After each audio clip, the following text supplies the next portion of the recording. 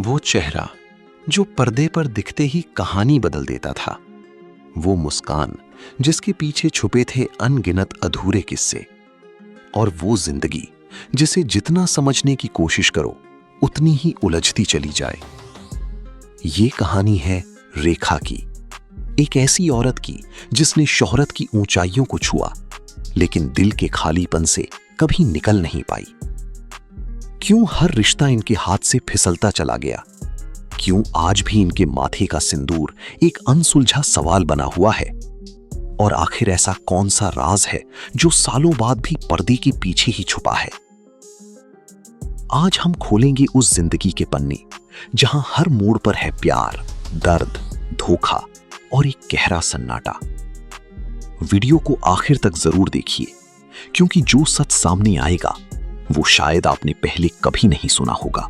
बॉलीवुड की वो अभिनेत्री जिनका नाम 80 के दशक की तमाम एक्ट्रेसेस में सबसे ऊपर लिया जाता था और जिनकी अभिनय क्षमता की कायल पूरी दुनिया रही, जो न केवल एक सक्सेसफुल और वर्सेटाइल अदाकारा रहीं, बल्कि इनकी खूबसूरती भी लाजवाब मानी गई और इन्हें एवरग्रीन ब्यूटी करार दिया गया, जिन्होंने हिंदी सिनेमा में महिला प्रधान कमर्शियल फिल्में करने की शुरुआत की और एक मजबूत एक्ट्रेस के तौर पर फीमेल सुपरस्टार का दर्जा हासिल किया। लेकिन क्या आप जानते हैं कि सुपरस्टार अभिनेत्री रेखा का पूरा जीवन विवादों से घिरा रहा है? और क्या आपको पता है कि आज भी कई न्यूज़ चैनल्स और अखबार इनसे जुड़ी खबरें छापते रहते हैं?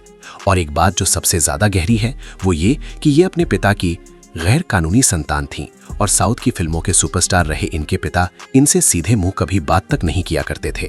करियर के दौरान बॉलीवुड के 6 जाने माने दिग्गज अभिनेता इनके बॉयफ्रेंड रहे। इसके अलावा इन्होंने 2 शादियां की और फिर अपनी एक फीमेल मेकअप आर्टिस्ट के साथ इनके लिव इन रिलेशनशिप में रहने की खबरों ने तहलका मचा दिया था। तो आखिर क्यों रेखा आज भी सबसे विवादित अभिनेत्री मानी जाती हैं और क्यों विधवा होने के बावजूद भी ये अपनी मांग में सिंदूर सजाती हैं और क्यों इनकी जिंदगी एक रहस्य बन गई है, बताएंगे आपको इस वीडियो में। आप बस बने रहिए। आज हम रेखा की जिंदगी की तमाम घटनाओं को सिलसिलेवार ढंग से और ऑथेंटिक तरीके से आप तक पहुंचाएंगे। बॉलीवुड फिल्मों से राज्यसभा तक का सफर तय करने वाली रेखा हमेशा एक जिंदादिली और हसीन शख्सियत के तौर पर जानी गई। इनकी पर्सनल लाइफ हमेशा ही विवादित और रहस्यमय रही, तकलीफों से भरी रही। बचपन में पिता के प्यार को तरसने, पढ़ाई लिखाई की उम्र में इकोनॉमिक क्राइसिस को झेलते हुए इन्होंने काम करना शुरू कर दिया और छोटी उम्र में इन्हें मजबूरी में घर चलाने के लिए पैसे तक कमाने पड़े।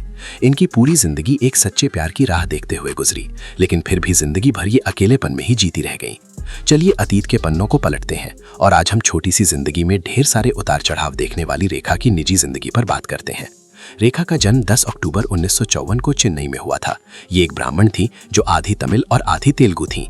इनके पिता तमिल अभिनेता जेमिनी गणेशन थे और माता तेलुगु अभिनेत्री पुष्पा बाली थी।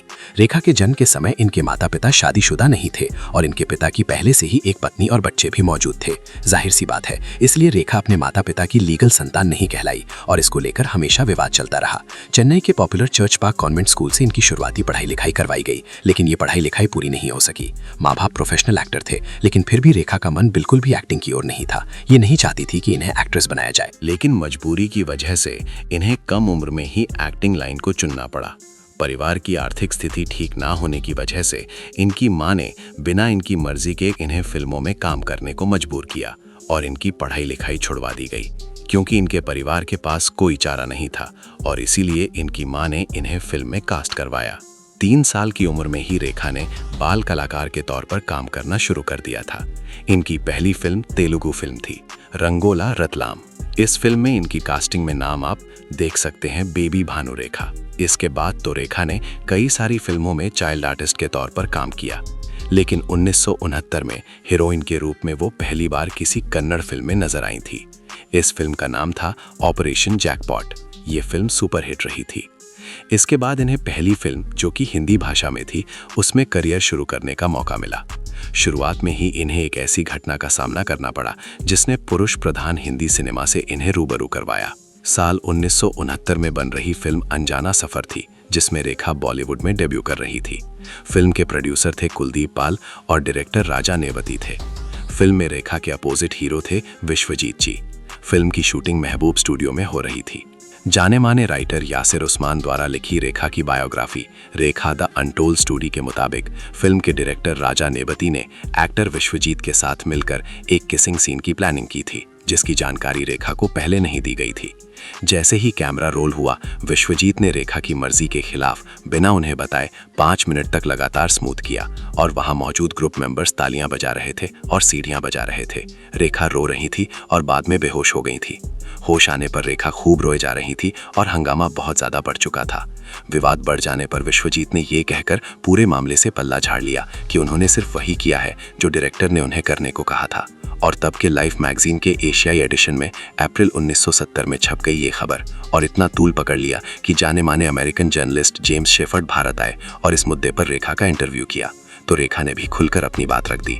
सेंसर बोर्ड ने फिल्म के रिलीज पर ही पाबंदी लगा दी क्योंकि उस वक्त रेखा की उम्र महज 15 साल थी और उनके साथ ऐसा करना कानूनन गलत था। रेखा और विश्वजीत की ये फिल्म 10 साल तक सेंसर में अटकी रही और फिर कुछ जरूरी कट के साथ 1979 में दो शिकारी फिल्म के नाम से रिलीज हुई। इसके कुछ महीने बाद फिल्म मेकर मोहन सहगल ने रेखा को अपनी फिल्म सावन भादो में कास्ट किया। 1970 के बाद रेखा सुपरहिट हो चुकी थी और इन्हें कई सारी फिल्में मिलने लगी थी। इस फिल्म में काम करते करते रेखा और नवीन निश्चल काफी करीब आ गए थे और कई फिल्मी मैगजीन्स में इनके अफेयर्स की खबरें छापनी शुरू कर दी थी। लेकिन दिल फेंक माने जाने वाले नवीन निश्चल का दूसरा अफेयर शुरू हो गया और मायूसी के साथ रेखा अलग हो गई। हालांकि कुछ साल बाद नवीन निश्चल के साथ उनकी एक और फिल्म आई और इस फिल्म के इंटीमेट सीन ने सबको हैरान कर दिया। नवीन निश्चल और रेखा के इन इंटीमेट सीन्स को देखकर उस जमाने की बॉलीवुड फिल्म इंडस्ट्री पूरी तरह से चौंक गई थी। खैर, फिलहाल बात करते हैं रेखा के अगले रिश्ते की। तो रेखा की जिंदगी में जिस अगले शख्स की एंट्री हुई वो थे एक्टर जितेंद्र। हालांकि वो पहले से ही अपनी गर्लफ्रेंड शोभा कपूर के साथ रिश्ते में थे, लेकिन शोभा तब अपनी जॉब की वजह से विदेश में ज्यादा रहती थी और जितेंद्र ने इसी का फायदा उठाया था। दरअसल रेखा और जितेंद्र एक साथ एक फिल्म में काम कर रहे थे जिस फिल्म का नाम था एक बेचारा। इस फिल्म की शूटिंग शिमला में हो रही थी और यहीं इन दोनों के बीच अफेयर की खबरें भी शुरू हुई। फिल्म हिट रही और इसी संगीत के साथ इन दोनों की जोड़ी भी काफी ज्यादा हिट हो गई थी। साल 1973 में रिलीज हुई फिल्म अनोखी अदा में इस हिट जोड़ी ने फिर से एक जबरदस्त कमबैक किया था। फिर तो ये दोनों एक साथ कई जगह पर स्पॉट किए जाने लगे। ये लव स्टोरी काफी लंबी चली, लेकिन इसके बाद फिर वही हुआ जो पहले हुआ था। जितेंद्र भले ही रेखा के साथ रोमांस कर रहे थे, पर वो अपनी गर्लफ्रेंड शोभा को छोड़ने के लिए तैयार ही नहीं थे। इसी बात को लेकर रेखा और जितेंद्र के बीच अक्सर झगड़े शुरू हो गए। रेखा की बायोग्राफी दी अनटोल्ड स्टोरी लिखने वाले यासीर उस्मान ने अपनी किताब में लिखा था कि जितेंद्र अक्सर जूनियर आर्टिस्ट के सामने ये शेखी बघारा करते थे और कहते थे कि रेखा तो मेरे लिए बेस्ट टाइम पास है, और जब वो ऐसा कहते थे तो बाकी खड़े लोग खूब जोर से ठहाके लगाया करते थे। और सबसे बड़ी बात ये थी कि एक बार रेखा ने जितेंद्र को ऐसा कहते हुए सुन भी लिया था और वो वहाँ से रोकर मेकअप रूम की ओर भाग गई थी और इसके बाद वो शूटिंग भी कैंसिल हो गई थी। और यही वो दिन था जिसके बाद रेखा जितेंद्र की जिंदगी से पूरी तरह बाहर निकल गई। रेखा की जिंदगी में एक्टर किरण कुमार की भी एंट्री हुई जो कैरेक्टर आर्टिस्ट जीवन के बेटे थे। हालांकि ये जितनी जल्दी शुरू हुई उतनी ही जल्दी इनकी लव स्टोरी खत्म भी हो गई। स्टारडस्ट मैगजीन ने 1975 के एडिशन में इस कपल के बारे में एक आर्टिकल छापा था। कुछ समय चलने के बाद ये लव स्टोरी भी क्लोज हो गई, लेकिन रेखा का करियर तो ट्रैक पर आ चुका था, पर वो एक ऐसे साथी की तलाश में थी जिनके साथ वो घर बसा सके और वो कभी इन्हें छोड़कर ना जाए, बल्कि जीवन भर का रिश्ता निभाएं और जिसकी आंखों में उन्हें भरोसा नजर आए। लगातार काम कर रही रेखा की जिंदगी में अब एक ऐसे शख्स की एंट्री हुई जो कि पहले से ही 2 बार तलाकशुदा थे। ये थे विनोद मेहरा। हालांकि उनकी छवि भी दिल फेंक आशिक की ही थी, लेकिन मासूम से दिखने वाले विनोद मेहरा ने अपनी मनमोहक मुस्कान से रेखा के दिल में ऐसी जगह बना ली थी कि अब रेखा उनके बिना एक पल भी जीने को तैयार नहीं थी। रेखा तब विनोद मेहरा में अपना सच्चा प्यार देख रही थी और जैसे इनके पांव जमीन पर ही नहीं थे। यासीर उस्मान की किताब रेखा अनटोल्ड स्टोरी के मुताबिक रेखा और विनोद मेहरा ने कोलकाता में शादी रचाई। इसके बाद जब विनोद मेहरा पत्नी रेखा को लेकर अपने घर गए तो उनकी मां ने रेखा पर चिल्लाना शुरू कर दिया। रेखा तो जैसे सदमे में चली गई। विनोद मेहरा ने मां कमला मेहरा को समझाने की भी कोशिश की, लेकिन वो मानने को तैयार ही नहीं थी। और कहा तो ये भी जाता है कि विनोद मेहरा की मां ने रेखा को चप्पलों से मारा था और बहुत सी गालियां दी थी। विनोद मेहरा चुपचाप अपनी नवविवाहिता पत्नी को जलील होता हुआ देख रहे थे और उन्हें उस घर में बेइज्जत होता और रोता हुआ देख रहे थे। रेखा वहां से चुपचाप निकल गई थी और किसी होटल में जाकर रही थी। उन्हें समझ ही नहीं आ रहा था कि विनोद खन्ना ने उनका साथ आखिर क्यों नहीं दिया, और अगर साथ नहीं देना था तो फिर उनसे शादी ही क्यों की। इसके बाद ये रिश्ता भी टूट गया। हालांकि रेखा हमेशा मीडिया में इस शादी को लेकर इनकार करती रही। उनके हिसाब से ये शादी कभी हुई ही नहीं थी। लेकिन एक सर्टिफिकेट 1986 में एक मैगजीन ने छाप दिया था, लेकिन रेखा के मैनेजर ने उसे फेक बता दिया। हालांकि आज के समय में ऐसी कोई मैगजीन या ऐसा कोई सर्टिफिकेट पब्लिक डोमेन में मौजूद नहीं है। बाद में अभिनेत्री सिम्मी ग्रेवाल ने अपने एक इंटरव्यू में बताया था कि रेखा ने विनोद मेहरा को बस अपना एक शुभचिंतक बताया है और ऐसा कुछ भी नहीं है। हालांकि रेखा कमल इस रिश्ते के बाद शादी या प्यार से पूरी तरह से उठ गया था। आइए अब बात करते हैं उस प्रेम कहानी की जिसे रेखा की जिंदगी और बॉलीवुड का अब तक का सबसे चर्चित प्रेम संबंध माना जाता है। ये रिश्ता था अमिताभ बच्चन और रेखा के बीच का। अमिताभ पहले से ही शादीशुदा थे और 3 जून 1973 में ही जया भाद्री के साथ शादी के बंधन में बन चुके थे। रेखा से इनके रिलेशनशिप की शुरुआत 1976 की फिल्म 2 अनजाने से मानी जाती है। रेखा और अमिताभ बच्चन ने साथ में लगभग 10 फिल्मों में एक के बाद एक काम किया। बड़े पर्दे से लेकर रियल लाइफ में भी ये दोनों एक दूसरे के इश्क में डूबे रहे और 2 बड़े सितारों के बीच इस नाजायज रिश्ते का ये सिलसिला यूं ही चलता रहा। रेखा पर अमिताभ बच्चन की शादीशुदा जिंदगी को बर्बाद करने का आरोप लगता रहा, लेकिन इनको शायद अब इस बात से कोई फर्क नहीं पड़ता था। इन्हें किसी चीज का कोई मलाल नहीं था। अमिताभ और रेखा के अफेयर ने जया बच्चन को तोड़कर रख दिया था। वो हिल चुकी थी, खासकर उस दिन जब ऋषि कपूर और नीतू सिंह की शादी में यानी कि 20 जनवरी 1980 को रेखा सिंदूर से भरी हुई मांग और मंगलसूत्र पहनकर पहुंची थी। उस रात शादी समारोह में बॉलीवुड की बहुत सी हस्तियों के साथ साथ अमिताभ बच्चन और जया भाद्री भी मौजूद थे। रेखा को ऐसे वहां देख ये खबर फैल गई कि उन्होंने अमिताभ बच्चन से शादी रचा ली है। कहा जाता है कि एक दिन रेखा को अमिताभ बच्चन की पत्नी जया भाद्री ने डिनर पर बुलाया था। रेखा डरते डरते वहां पहुंची। उस वक्त अमिताभ बच्चन शूटिंग के सिलसिले में शहर से बाहर गए हुए थे। जया से उन्होंने बहुत सारी बातें की। उन्हें लगा था कि शायद जया भाद्री उन पर बहुत ज्यादा भड़केंगी और उन्हें बुरा भला सुनाएंगी, लेकिन ऐसा कुछ भी नहीं हुआ। लेकिन जाते जाते एक बात जो रेखा से जया ने कही थी वो उन्हें हमेशा याद रह गई। उन्होंने कहा था कि मैं अमिताभ को कभी नहीं छोड़ूंगी। दोनों के बीच कुछ पल की खामोशी रही और फिर रेखा वहां से चली गई। कहा जाता है कि रेखा उस दिन ये तो समझ गई थी कि अमिताभ कभी भी इनके नहीं हो पाएंगे। इसके बाद एक ऐसी फिल्म का ऐलान हुआ जिसके स्टार कास्ट को देखकर हर कोई हैरान रह गया। ये फिल्म थी सिलसिला। यश चोपड़ा ने कमाल कर दिखाया था। इसमें अमिताभ बच्चन, रेखा और जया को एक साथ कास्ट किया गया था और कहा जाता है कि ये इन तीनों की रियल लाइफ स्टोरी थी। लेकिन फिर भी इसे बड़े पर्दे पर फिल्माने के लिए तीनों कैसे राजी हो गई ये कहना बड़ा मुश्किल है। फिल्म की शूटिंग हुई और रिलीज होते ही ये फिल्म छा गई थी। अगस्त 2010 को बीबीसी को दिए गए इंटरव्यू में यश चोपड़ा ने यह स्वीकार किया था कि फिल्म बनाते हुए वो काफी डरे हुए थे, क्योंकि उसी वक्त इन तीनों के बीच पहले से ही तनातनी चल रही थी। आपको बताते चलें कि इसी फिल्म की शूटिंग के दौरान अमिताभ बच्चन और जया बच्चन एक साथ घर से शूटिंग प्लेस पर आते थे। वो एक साथ खाना खाते थे, एक साथ वक्त बिताते थे और फिर एक साथ ही घर चले जाते थे। ये देखकर रेखा काफी ज्यादा मायूस हो गई थीं, क्योंकि उन्हें लगने लगा था कि अमिताभ बच्चन उन्हें काफी ज्यादा इग्नोर कर रहे हैं और इन दोनों कथित प्रेमियों के बीच दूरियां बढ़ने लगीं। तभी एक और बड़ा हादसा हो गया। कुछ दिन बाद ही यानी 26 जुलाई 1982 को कुली फिल्म की शूटिंग के दौरान अमिताभ बच्चन एक बड़े हादसे का शिकार हो गए और महीनों तक अस्पताल में कोमा में पड़े रहे। अमिताभ जिंदगी और मौत से जूझ रहे थे और ऐसे में रेखा उनसे मिलने आई थी। वो खुद को रोक नहीं पाई थी और जब वो अस्पताल पहुंची तो वहां पर जया ने उन्हें वहां जाने से रोक दिया और उन्हें अमिताभ बच्चन से नहीं मिलने दिया गया। कहा जाता है कि यही वो आखिरी पल था जब रेखा अमिताभ बच्चन से पूरी तरह से दूर हो गई थी। उन्हें बेहद धक्का लगा था। इसके 2 साल बाद यानी 1984 में फिल्म फेयर को दिए गए थ्रोबैक इंटरव्यू में रेखा ने अमिताभ बच्चन के साथ अपने अफेयर को लेकर खुलकर बात की, जिसमें उन्होंने कहा कि उन्हें मौत मंजूर थी पर बेबसी का ये एहसास मंजूर नहीं था। खैर, एक और प्रेम कहानी का अंत हो चुका था, प्यार नहीं। अमिताभ से रिश्ता टूटने के बाद कुछ साल रेखा पर्सनल लाइफ में बिल्कुल अकेली रहीं और बस अपने काम पर फोकस किया। लगातार फिल्में करती रहीं और करियर में सफलता की ऊंचाइयां चढ़ती रहीं। कुछ मीडिया रिपोर्ट्स के मुताबिक 1986 में स्मिता पाटिल की मौत के बाद जब राज बब्बर ने घर वापसी की और पत्नी और बच्चों के पास वापस लौटे तो पहले जैसा माहौल नहीं था और घर पर इनसे कोई ठीक से बात तक नहीं करता था। इसी दौरान उनकी रेखा से करीबी बढ़ गई और दोनों एक दूसरे से अपनी परेशानियां शेयर करने लगे थे।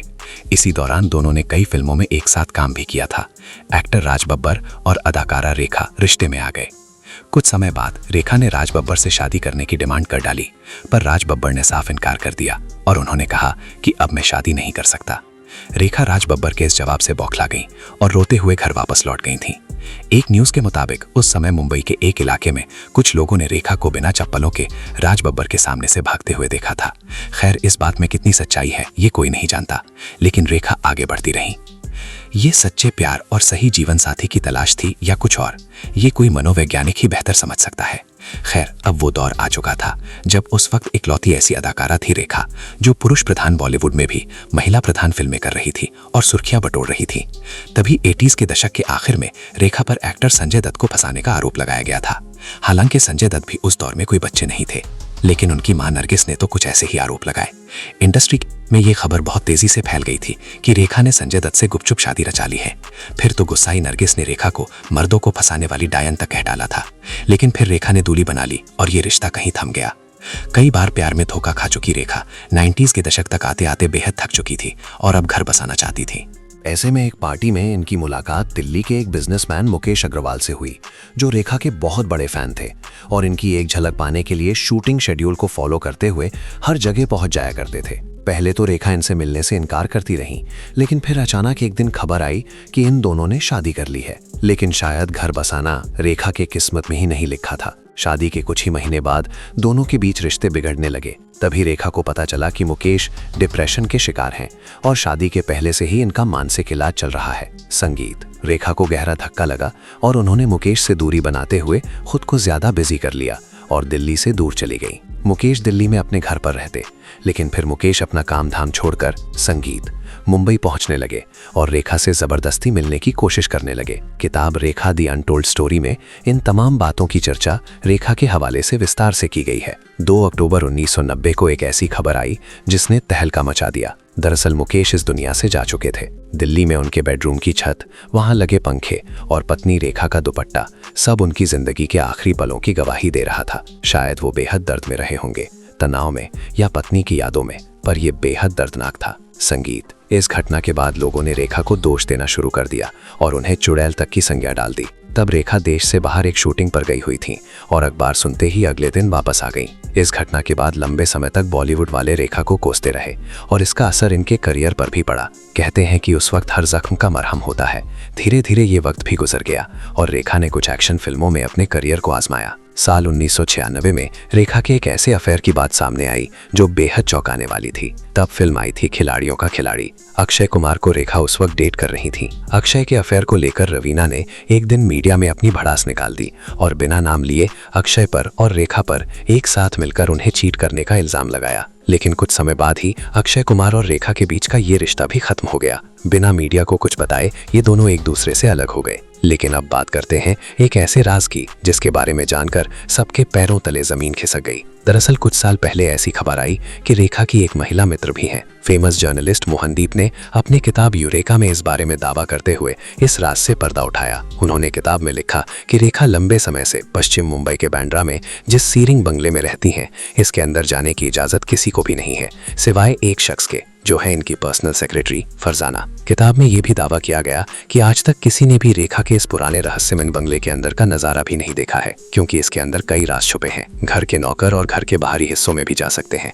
लेकिन घर के बेडरूम में जाना अलाउड नहीं है। फरजाना के अलावा उस रूम में कोई नहीं जाता। बता दें कि पुरुषों की तरह कपड़े पहने नजर आने वाली फरजाना पिछले 35 साल से रेखा के साथ जुड़ी हुई हैं, जो शुरू में तो इनके हेयर स्टाइलिस्ट हुआ करती थी, बाद में पर्सनल सेक्रेटरी बन गई। जर्नलिस्ट मोहनदीप लिखते हैं कि रेखा और फरजाना के बीच संबंध सामान्य नहीं है, बल्कि ये पति पत्नी जैसे संबंध है। हालांकि सच क्या है ये तो पता नहीं, लेकिन आज भी फरजाना हर फंक्शन, इवेंट, पार्टी से लेकर घर बाहर हर जगह हर वक्त रेखा के साथ साई की तरह नजर आती हैं। खैर, इस रिश्ते का सच क्या है ये दावे से कहना मुश्किल है। रेखा ने साल 2000 आते आते फिल्मों में काम करना बंद कर दिया, लेकिन जब तक काम किया अपने अभिनय से कमाल करती रही। रेखा को 3 बार फिल्म फेयर पुरस्कार, राष्ट्रीय पुरस्कार और लाइफ टाइम अचीवमेंट अवार्ड से नवाजा गया है। साथ ही साल 2010 में भारत सरकार की ओर से पद्मश्री से भी नवाजा गया। रेखा ने हमेशा अपनी शर्तों पर जिंदगी जी और एक मजबूत महिला होने का सबूत पेश किया है।